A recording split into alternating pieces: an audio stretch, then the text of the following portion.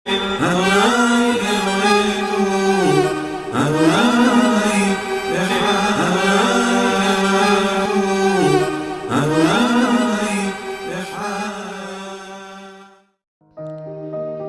Eden dan maksud Yahwe Allah Israel yang tersembunyi.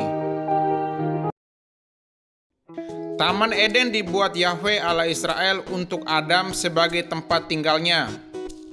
Kejadian 2 ayat 7. Ketika itulah Tuhan Allah membentuk manusia itu dari debu tanah dan menghembuskan nafas hidup ke dalam hidungnya.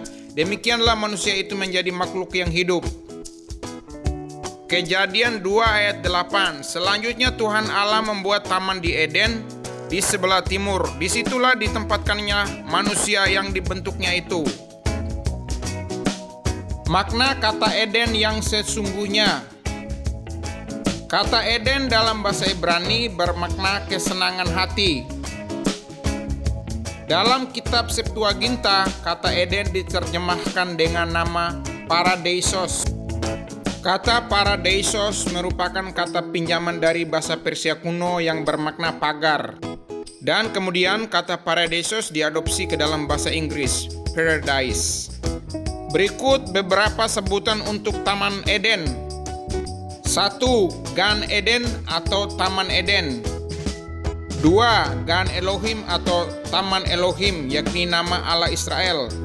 Mari kita lihat di Yeskiel pasal 28 ayat 13.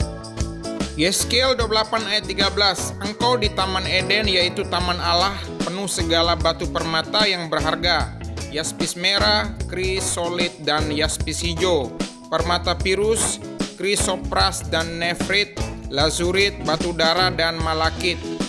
Tempat tatahannya diperbuat dari emas dan disediakan pada hari penciptaanmu. 3. Gan Yahwe atau Taman Yahwe. Dalam bahasa Sumeria, kata Eden diambil dari kata Edin, yang bermakna dataran tandus atau padang tandus. Di manakah letak Taman Eden yang sebenarnya? Taman Eden dialiri oleh 4 sungai, yakni Pison, Gihon, Tigris, dan Efrat.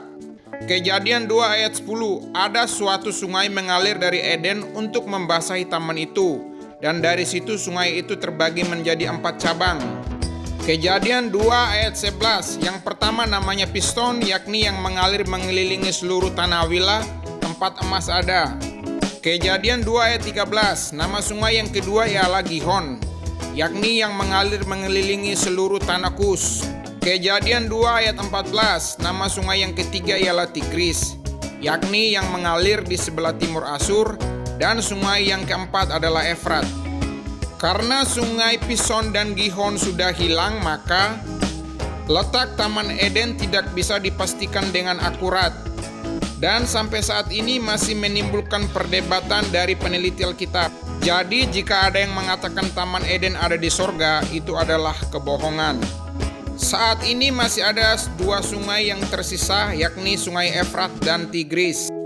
Ini adalah foto sungai Tigris saat ini. Dan ini adalah foto sungai Efrat saat ini.